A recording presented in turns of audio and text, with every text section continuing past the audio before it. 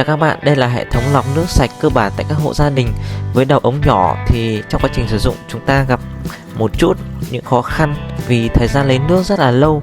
Vì vậy trong video này, Mẹo Hay Kỹ Thuật sẽ hướng dẫn mọi người một cái sáng chế nho nhỏ giúp mọi người có thể lấy được nhiều nước hơn. Quy trình thực hiện thì vô cùng đơn giản, mọi người hãy xem hết video, hãy like và đăng ký kênh để ủng hộ video của mình nhé. Xin cảm ơn mọi người.